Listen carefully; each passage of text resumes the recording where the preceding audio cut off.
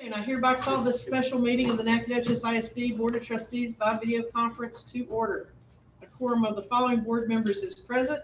Mr. James Montoya. Here. Secretary Mindy Winslow. Here.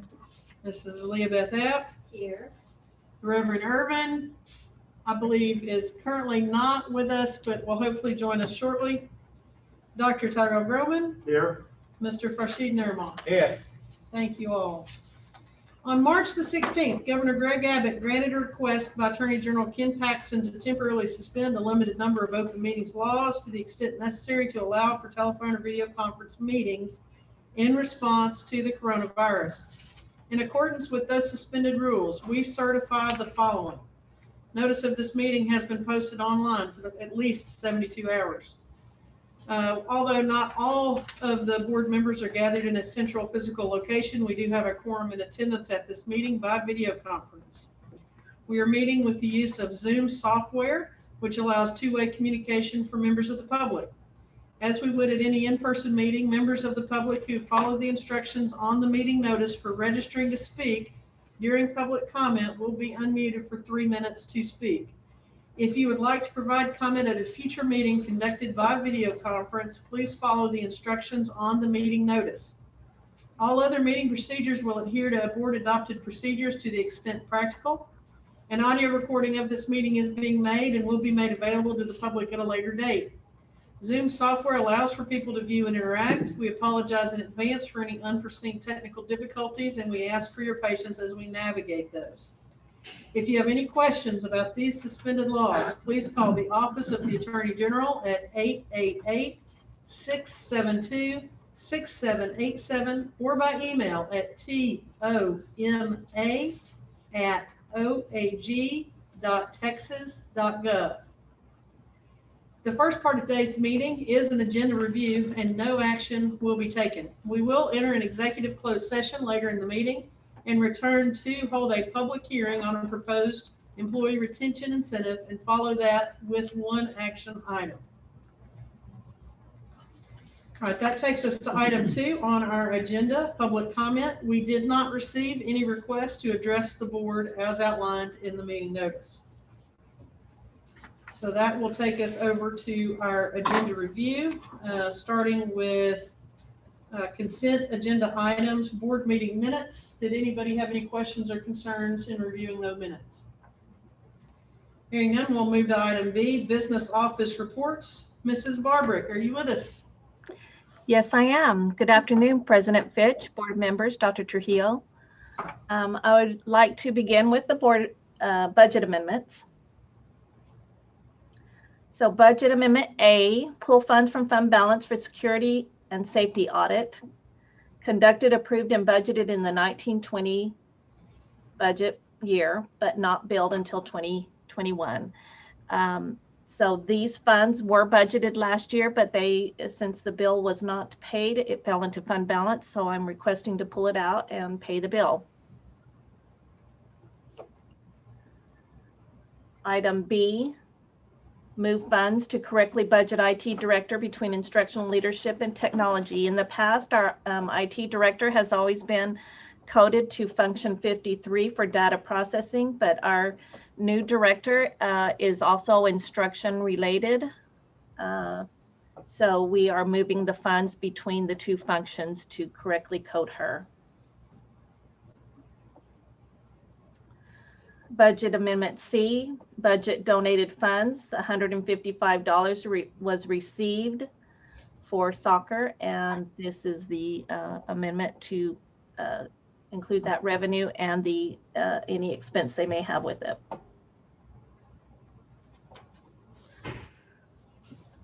Budget amendment D, transfer funds to budget for bilingual staff development, which is required due to the bilingual waiver submitted.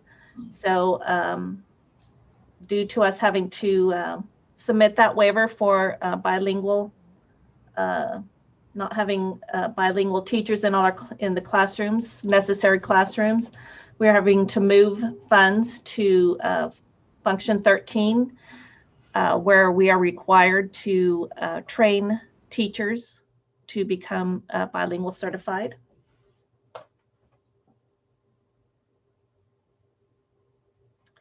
Budget Amendment E, budget funds received for football playoff games and associated expenses. Again, this is a normal item, increasing revenue and increasing the associated expense. Budget Amendment F is in relation to the action item you will be taking later on in the meeting. Do I have any questions on the budget amendments?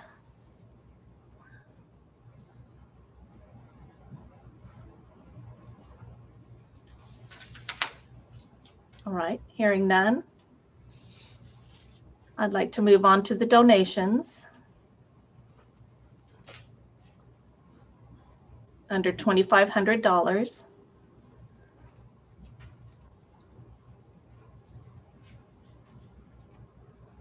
We've received $600 going into principal activity account and just short of $155 going into general fund.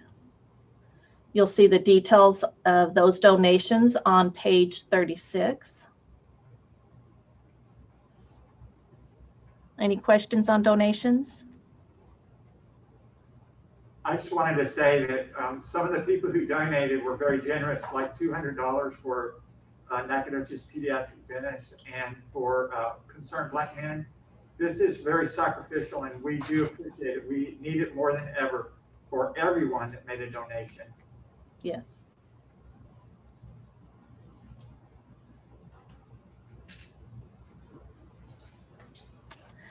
On page 38 is the investments report. You'll see we're still earning interest, just not as much as we used to. Nothing odd or different going on there.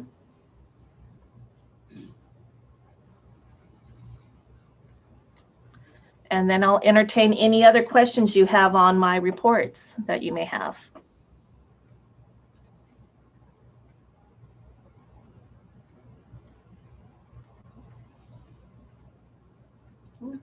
Hearing no questions, is everybody comfortable moving on? All right. Thank you, Mrs. Barbarick. We appreciate you. You're welcome. All right, that's going to take us to item C, purchases over $25,000. Item 1, accelerated learning. Dr. Hill.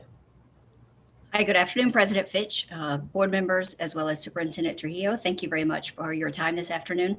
So I wanted to talk to you all about a couple of purchases we would like to make on behalf of Brooks Quinn Jones Elementary. The first one is Accelerate Learning. It's the company of an instructional material called STEM Scopes that we've been using for several years. Several of our campuses do, in fact, use this. BQJ is just wanting to expand their electronic versions to also get some printed versions. They're purchasing bundled resource kits for each teacher for math, specifically grades K through 5. And so they're very excited about this particular purchase. Are there any questions? I have a question.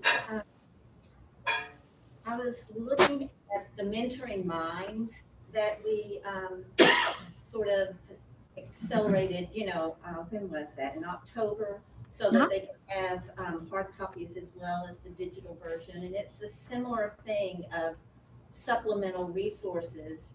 And I was wondering why they need this as well. How will this be implemented differently?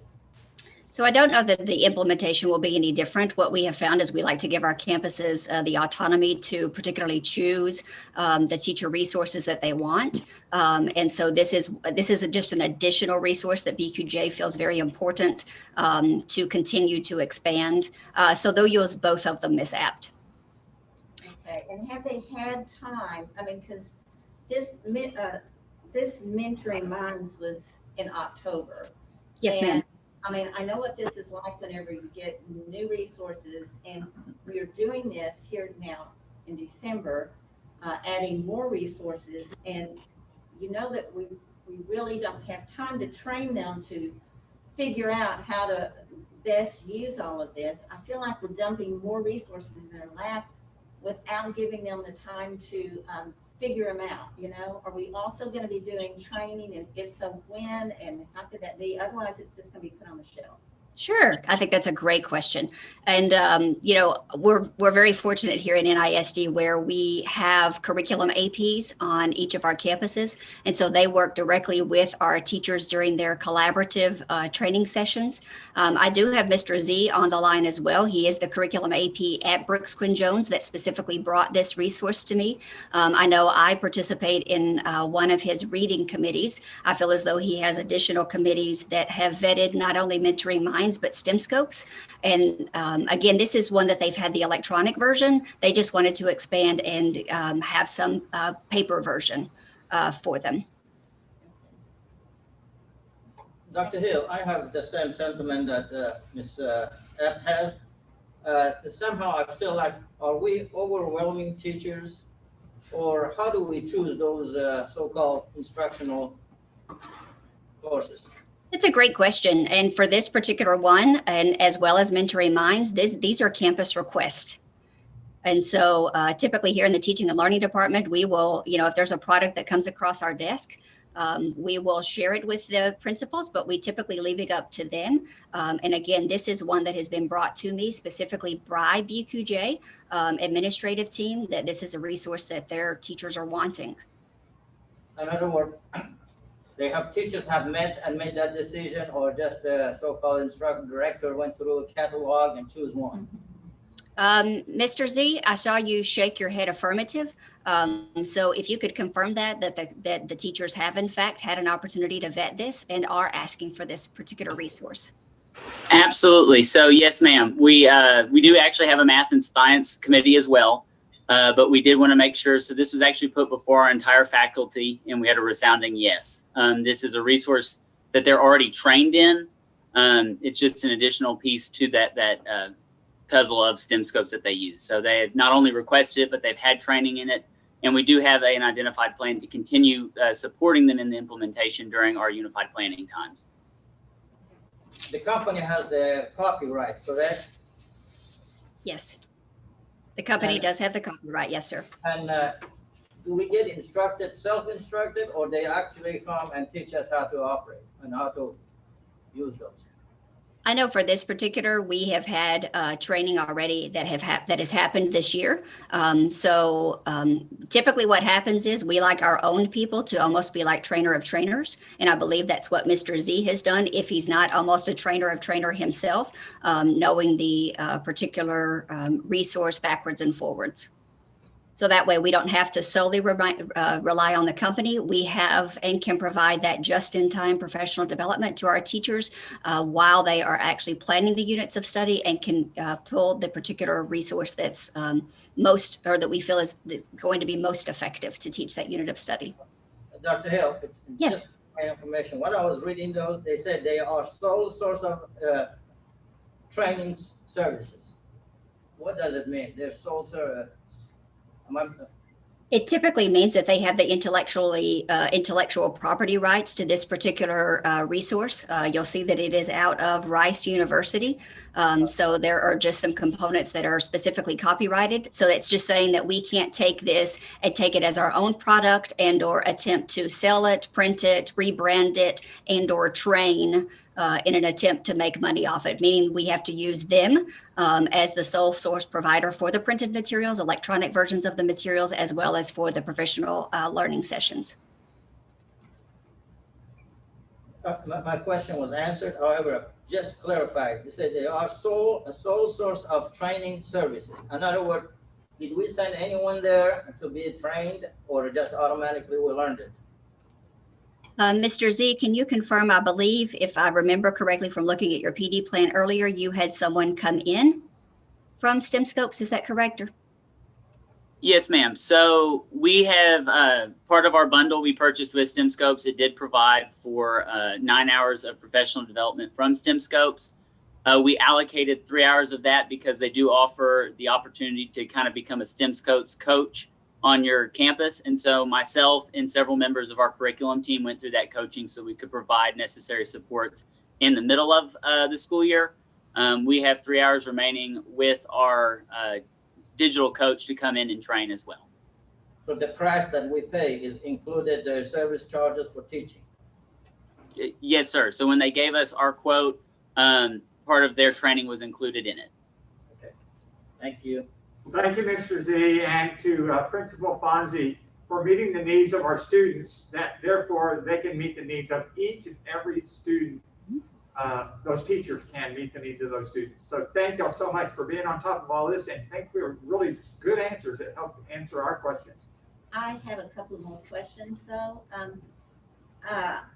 You said other campuses are using this, and they use the online, and other campuses, I guess, also have this kind of hard copy as well, which is what BQJ is wanting to do. Which other campuses are using that? I don't believe any others are using the printed versions like BQJ has asked for. I don't have that list in front of me on the other campuses that use STEM scopes, but I can find that information out for you. Okay, so many are using the online, and it's Correct. The BQJ is the first to ask for printed copies. Is that Yes, correct? ma'am, that I am aware of, that I'm needing to bring it to the board. Now it depends on, because this met the threshold of $25,000. There could be others that have just particularly, chosen specific grade levels to where it wasn't needed to bring to the board for board approval. Yeah, gotcha. Also, what have they been doing at BQJ in place of this? Have they been doing the Mentoring Minds? I mean, Mentoring Minds was so expensive, and I know it was because it was across the board, many campuses. Yes, ma'am. But here's what I'm concerned about, and not necessarily with what you brought with us today, but maybe in the future. I don't want us to be double dipping or, repeating, getting companies that are doing the same thing. I know I can appreciate that you want the campuses to be able to, teachers to be able to choose, but if they're doing the same thing, I don't want to waste money. Am I making myself clear? You do, and that makes perfect sense, and we agree with you 100%. And there was a comment that Dr. Groman made, is when we're looking at individual students, while Mentoring Minds is a great product, STEM Scopes is a great product, Fontes and Pinnell is a great product, they may not be meeting the needs of 100% of all of our students. So that further reiterates the importance to have a variety of instructional resources available to our teachers so that we can meet the very specific needs of our individual students. But Mrs. Apt, I do agree with you 100% in that we don't want duplicate instructional resources that claim to do the same thing. 100%, and we don't want that either. And I feel 100% confident knowing Mr. Z and Mr. Fonzie that if they see that this product is not being used and/or Mentoring Minds is not being used to its fullest potential, it will not be recommended to be purchased in subsequent years. Thank you. You bet. We have a question for Mr. Zemanek, if he's still with us. He is. I fully support this, but I just, for my own informational knowledge, because I know everybody, not just Nacogdoches, but it's kind of state, national, is pushing toward all of this digital learning. So it's happening very quickly. I understand the need for the paper versions. Just kind of wanted to get a little bit of feedback from the campus level on, how is it going with that digital versus the paper? And obviously this kind of tells us there's a need for the paper, because he's coming back and saying we really need paper copies of this. But can he expand upon that a little bit? Yes, ma'am. Can y'all hear me? We can, Mr. Z. Okay, so Ms. Fitch, with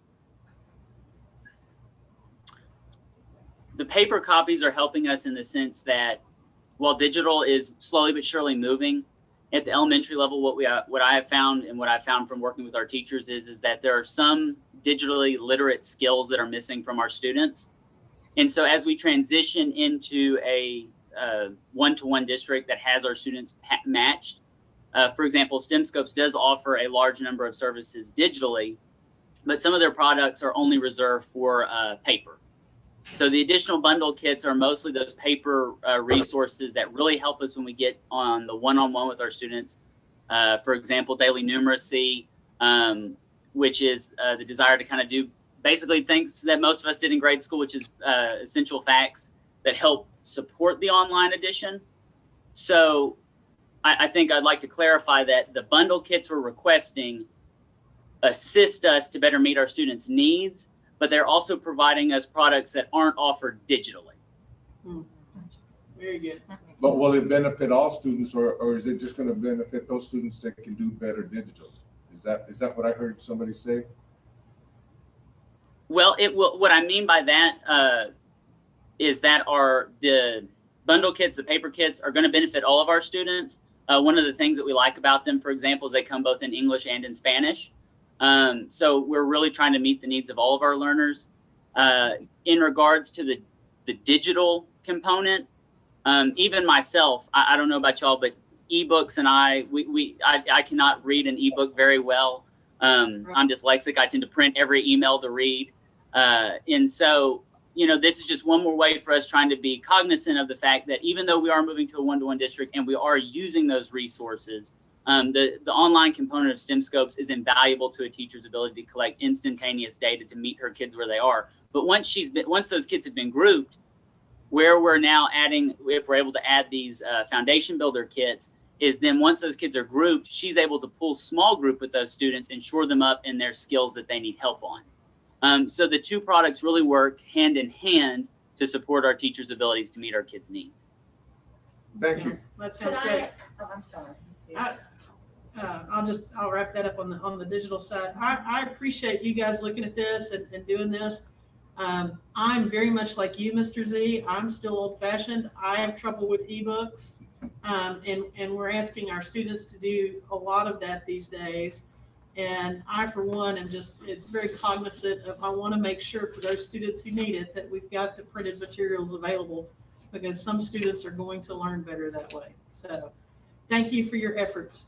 Mrs. X. Oh, I was just going to ask Mr. Z to weigh in on, and I don't mean to take up too much of your time, but Mr. Z, what do you find lacking in Mentoring Minds that this is going to help shore up? Well, I'm afraid I don't really have an answer to your question in the sense that this was a teacher requested purchase, and Mr. Fonzie and I have really worked hard to, as you've said, we have all these programs that offer support. Our teachers have been very instrumental in selecting particular resources they like to use. And so as we do our instructional walkthroughs, we're making sure it's being consistently implemented in the classroom. As a former science teacher myself, I've used both STEM Scopes and Mentoring Minds. From that perspective, I would tell you that Mentoring Minds is a wonderful product. It helps you reach your kids to the level of where the STAR test is taking them. Whereas what I would use STEM Scopes for was the more day-to-day curriculum lesson planning. So Mentoring Minds did provide additional supplements into that, and the two really, for me personally, worked in concert together. Okay, good. Thank you. And I believe it was also TJR and Reg A that use STEM Scopes currently. Thank you, Dr. Corley, for sending me that information. Any additional questions? All right. I think that will take us, Dr. Hill, to the Heinemann Educational. Yes, ma'am. Thank you, President Fitch and board members, Dr. Trujillo. This is just additional guided reading libraries for grades 3 through 5. We did purchase K through 2. I believe it was probably about this time, maybe even last year. But BQJ sees a need in ordering additional and expanding guided reading to grades 3 through 5. They also would like to purchase from the same authors, if you will, the Fontes and Pinnell interactive read alouds for each teacher, beginning at grades K, extending all the way through grade 5. And interactive reading is just another very important pedagogical practice to use in teaching reading. And so this was, I believe, brought forward from the reading committee. Mr. Z, is that correct? Yes. Thank you. Any questions? Is this a one-time purchase, or will we have to continue to buy that every year? It is a one-time purchase of resources that will be inventoried and checked out to individual teachers and then retrieved at the end of the year. The only time we would need to purchase is if we, for whatever reason, sent home the guided readers with the students in maybe their book bags, and we had to replace guided readers. And that's a good thing because we do want real books in students' hands on a daily basis. My question, well, I don't know if it's, but I have the same concern, and maybe even more so for this, because we have a basal reader with McGraw, and they traditionally, unless things have changed, offer all of this. I mean, they offer lots of reading and a lot of interactive reading and little booklets, and they're also computer, easy to transfer and do it all on the computer as well. My question is, have the teachers really looked at all that McGraw-Hill offers, and they really can't get what they need from it, so that we have to purchase this? So, Mr. Z, do you want to take that one? Absolutely. So, in regards to that, yes, ma'am. So there is the McGraw-Hill textbook. However, the nice thing about Fountas and Pinnell is, especially by expanding our libraries and getting the interactive read alouds, is that the program works in concert with each other. And so one of the things that we found at the beginning of the year, we got our reading and writing team together, we did a curriculum audit, is while the McGraw-Hill materials are helpful, you have to look at the fact that many of our teachers, this is some of their first times teaching reading, which is, as I, coming from secondary, have learned is much more of an art than a science necessarily. And so what's nice about the McGraw-Hill materials is that it provides shared level text throughout multiple reading levels. So when you're pulling your groups, your kids aren't being differentiated as, oh, here's a low level book, this is a high level book. Instead, it's going based on their DRA levels. Additionally, it comes with each set a pre-worked lesson that allows the teacher, as they go through, to read the individual book. They're still working with it. I see many of our teachers that with the existing library are writing out on sticky notes, kind of like, here's where I can ask these certain questions. But ultimately what it comes down to is that these resources are, A, what the teachers have found to be more aligned with what they're needing to meet the needs of our kids. But again, by getting those interactive read alouds for whole group and the guided reading for their small group, those two will work together as we support our kids across a gradient of text. And so McGraw-Hill doesn't offer any of that. The McGraw-Hill So, does not any of those. From the resources we've looked at, no, ma'am, they don't offer it to that extent.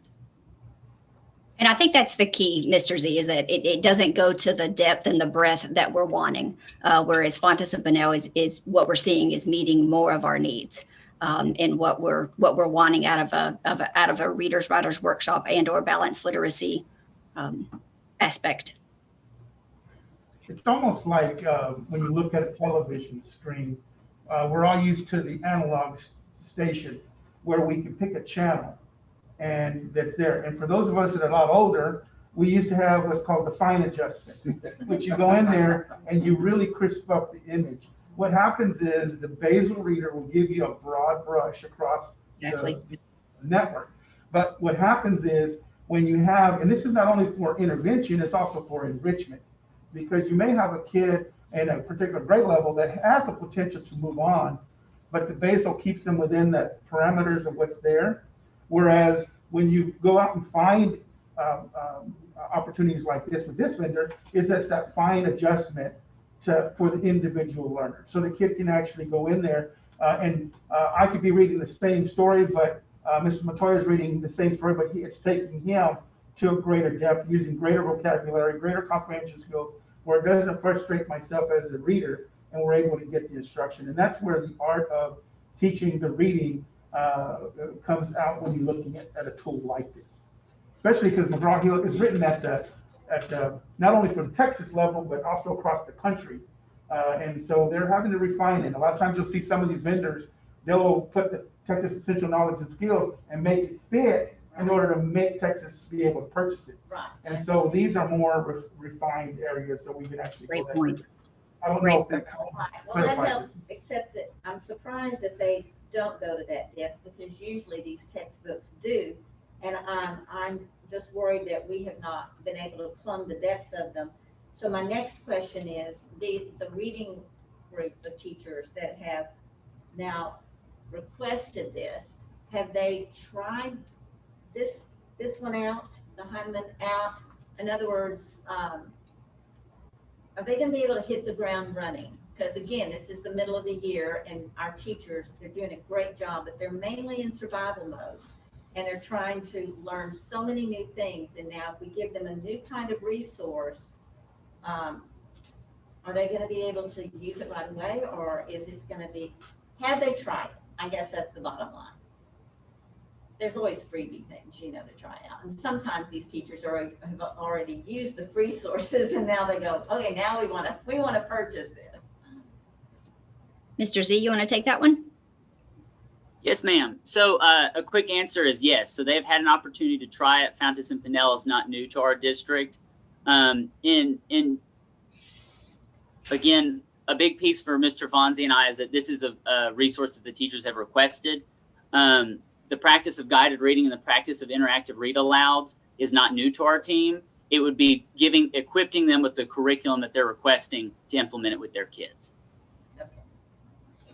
I have a Great question. point, Mr. At the price that we're going to be paying for that, and part of that price is almost a $5,000 shipping fee. Is there not any Yes. way to get some kind of a discount for that? That's quite a bit, I would say, isn't it, for what we're getting? Yes, sir, it is. But typically what happens is in the previous guided reading libraries that we have received in the past, it is numerous of pallets of resources and books, because in most instances, each guided reading library for a particular grade level comes with 200 plus titles of books. So if you're looking at third, fourth, and fifth, that's several pallets. And so, no, sir, Heinemann is one of those companies, very high quality product, but their shipping is always expensive. Okay, thank you. You bet. Thank you for the Let me just say question. one thing here. I had this same question. That was a really smart question. But when I found out it was like a ton, it weighed a ton, I went, well, that's real cheap to put a ton right here for these kids. So Yes, sir. You got to pay what it costs to get it here. But Yes, that's sir. a great question. This is Mindy. I do have a question. So like in some of our scores over the last year or so, I do know and see that our reading was really needing some help. And I hear the words, our teachers have requested this, but I'm assuming it's based, and so I'd like for somebody to say that is based on what we've discovered our needs are for those children through some of our assessments. I mean, I think that might make some feel better that they know that this product is going to meet those needs that we're really needing from, the results of some of those assessments and tests.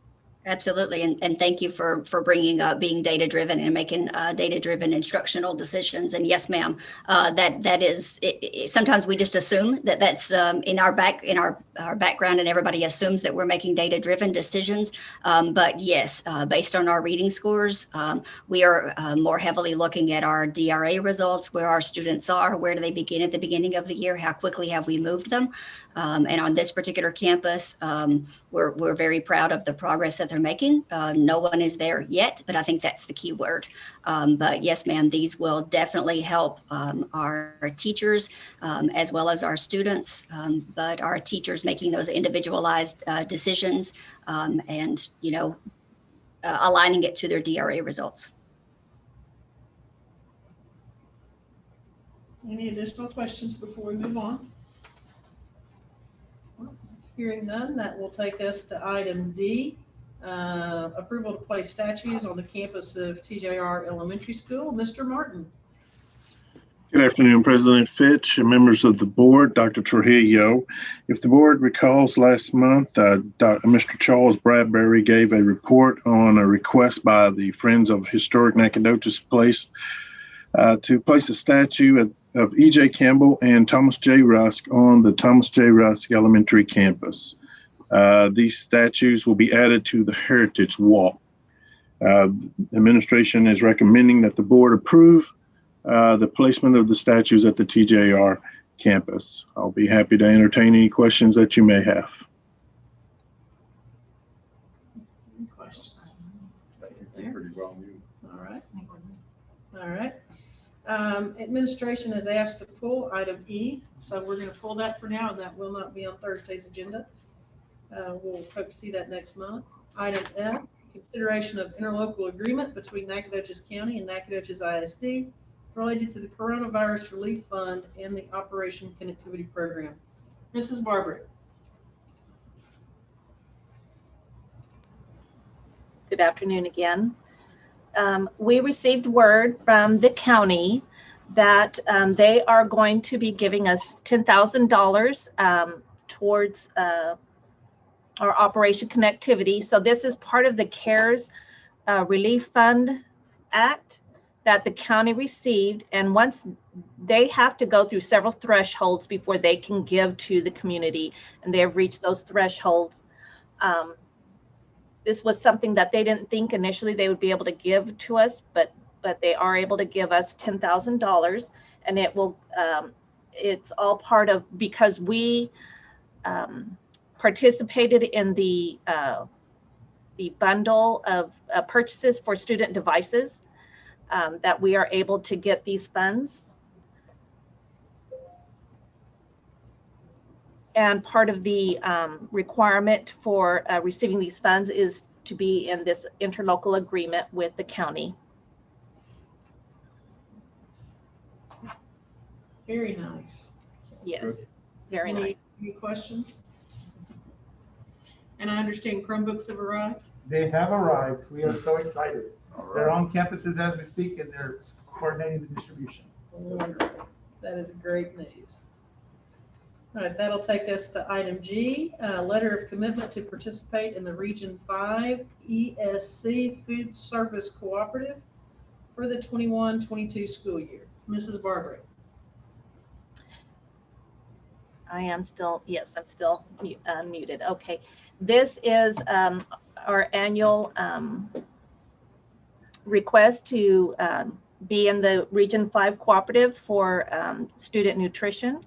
By participating in this cooperative, we are able to leverage our buying power and save quite a bit of money for the district. And so this is just bringing it to your approval. Any questions regarding that item? This is just an agreement that is that the agreement that allows for the school district to purchase certain commodities at a reduced rate? Is that what that is, or that's not it? It is where we buy all our, not all our food, but a majority of our food and non-food products through this cooperative. They do all the, they go through the bid process and the vetting process of what food is going to be purchased. Okay. And I know Robin participates in this cooperative and is part of the team that goes through the bid process with them. Thank you. That's a good thing. Any other questions? All right, that'll take us down to item 4A, consideration of purchase of Time Clock Plus. Mrs. Barbarick. This one I'm very excited about. We are looking at replacing our time clock system. Our current time clock system is very antiquated. It's not supported by the company anymore. We cannot replace any time clocks with it because they are not, they don't make them anymore. We are limited in our users, and we are which is at 500, and we are at that max now. So not all the needed users can even get on our current system. This new system is much more flexible in setting up time. It will be able, will be able to have more people using it. So currently, like most of our supervisors can't even look at how their employees' time at their time, like to see if they're getting overtime or comp time. This will allow those supervisors to look at that on an as needed basis, whether it's daily or just instantaneously. It also talks with our current e-finance system. So it will be able to, that information will automatically talk and load into our payroll system. So it'll be much more efficient in that way. Click of a button, I hope. Me too. I have a question on that. Okay. Those time card, the machine, so-called, is it facial recognition or fingerprint? Am I making sense? I don't believe it is either of those. It's you can use rather than a time clock, you can use a tablet, you can use your computer to clock in. Oh, excuse me. It is not face recognition or handprint. So they wouldn't be able to use their ID to swipe it, that they check in and check out whenever they come to work? I was just curious about. Keirsten was involved in this selection. I want to see if she remembers how that works, if it's a swiping or not. I believe what we're going to do is have iPads, and then they can also log into a computer if, for example, they have to work remotely. And then they'll be given a code that they will use to log into their to either the iPad or the workstation that's available. They're saying that the facial recognition isn't quite where it needs to be quite yet. So they're a little hesitant on using the facial recognition. But that's something that they are looking forward to making sure is there in the future. Would that be something that we would be able to upgrade with not very much cost if that happens? Right. It shouldn't. It's just would be an additional feature in the software. We would already have that function available with our iPads. And I think that we probably need to put the existing time clock for our district in some type of museum, because I'm sure it's the same one that was there when I was working for the district. I'm sure it is still the same one. And you mentioned the fingerprint. I know we have many employees that are reluctant to use fingerprints because of, especially with COVID-related issues that we're facing, that we have employees touching the same product with their hands. Dr. Gorman, I think this really good thing that I see 30% discounts. I like that. That's somebody's doing really well. Maybe Ms. Morris is in charge of that. But I believe at the bottom of this page, it's something about this quote expired sometime in November. I can't open that part on my iPad from the school district. Won't let me see that. But is there some kind of stamp on the bottom of this thing that says it expires? Yeah, here it is. It expires 11/30. So are we still going to be able to get our discount since we're behind that? We're after that time. Yes, this quote, and I'm surprised to see that because the quote expires the end of this month. Okay. Or end of December. Yes. Okay. Yeah, because it says 11/30. Ms. Barbarick, is this a one-time cost? Is it an annual cost? Is there an annual subscription fee after this? What are we looking at that way? Yes, this is a one-time cost, but we will have an annual fee that runs about $8,000. Okay, that's reasonable. Excellent. I'm excited to see this. I know this cloud-based time clock is absolutely there, and I know in regard to some of the questions about security, I know a lot of these applications allow IP where they can't clock in from just anywhere. You can say they have to clock in from a certain IP address. So that's correct. That's correct. Well. So, That's good. any other additional questions on this purchase? Do you want to leave it there? Do we want to move it up to consent, Or would you like to move this up to consent? I think it'd be a good idea. I'm really not having any more questions, so I just. All right. Holly, if you'll please move this item to consent agenda.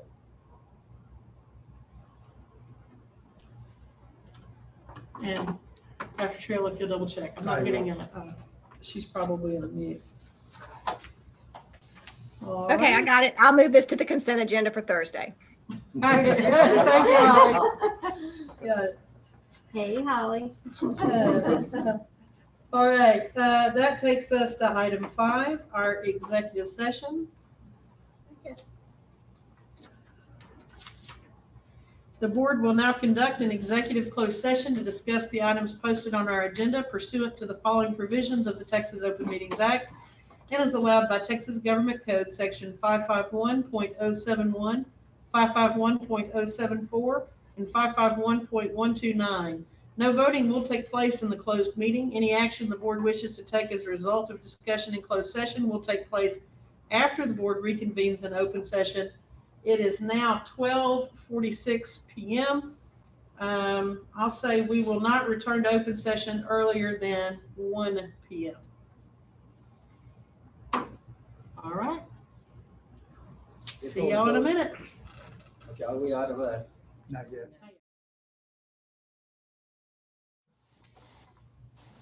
The board is now reconvening into open session at 1:57 p.m. Next item on the agenda is requests for future agenda items.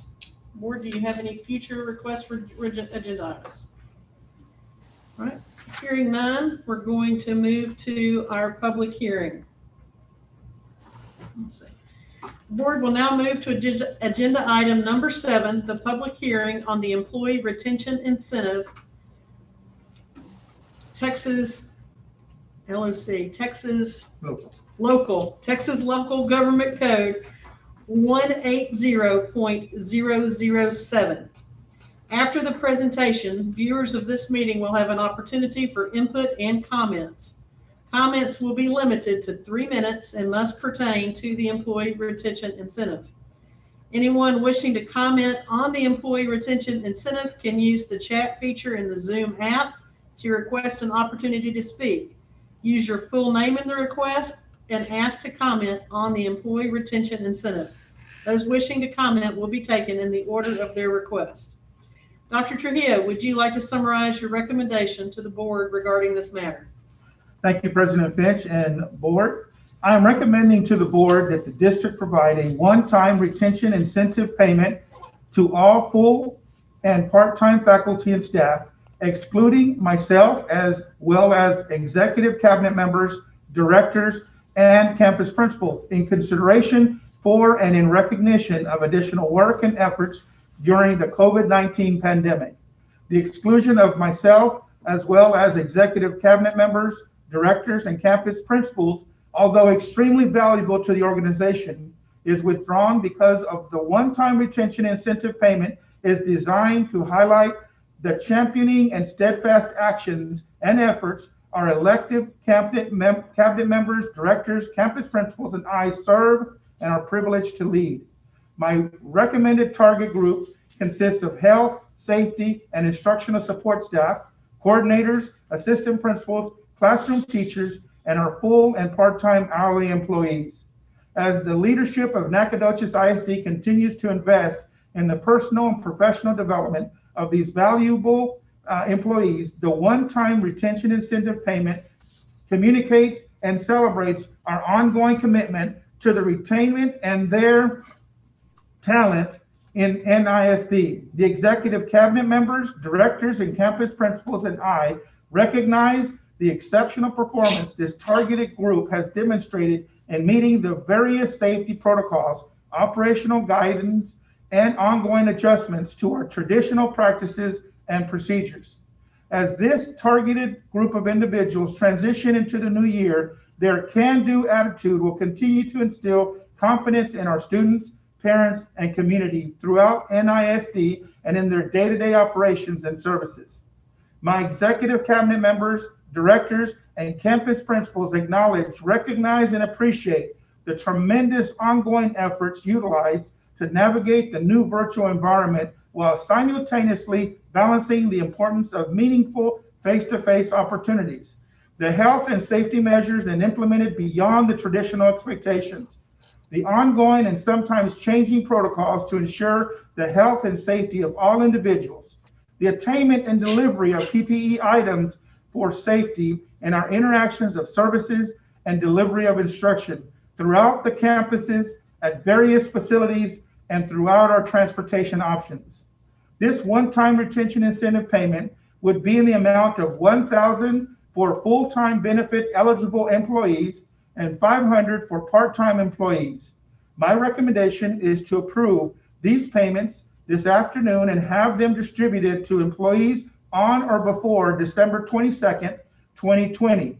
The total cost to the district for the one-time retention incentive payment would be $1,128,670 and would be taken from the general fund and fund balance. It is my intention and belief that this one-time payment would serve a dual purpose.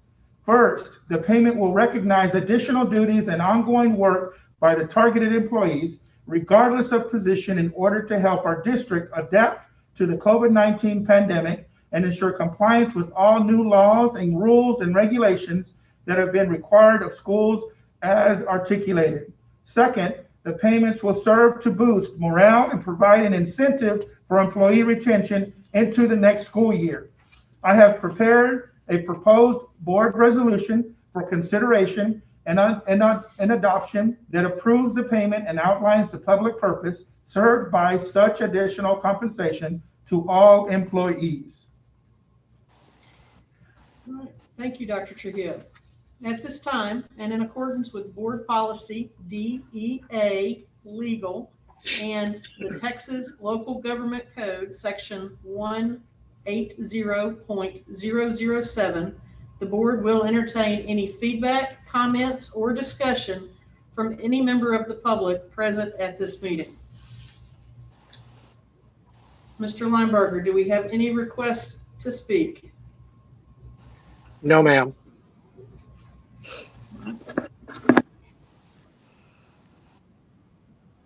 Give it just another minute or a few seconds here.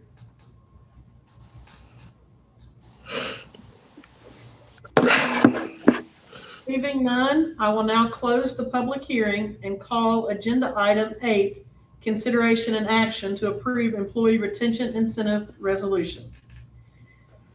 Having heard Dr. Trujillo's recommendation, I would like to open discussion for members of the board on this matter. Does anyone have any questions for Dr. Trujillo or any trustee like to offer additional discussion on the topic?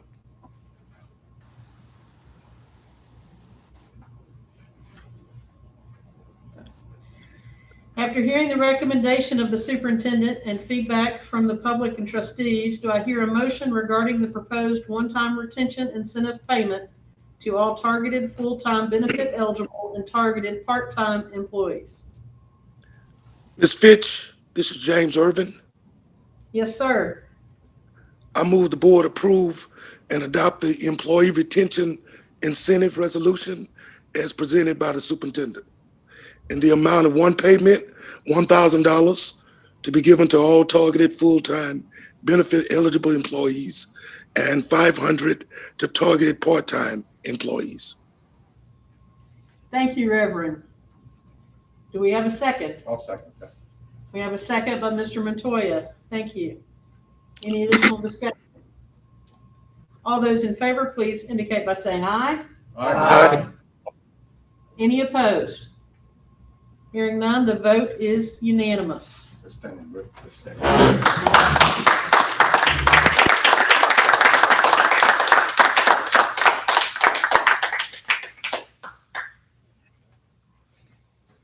All right, that brings us to the end of today's agenda.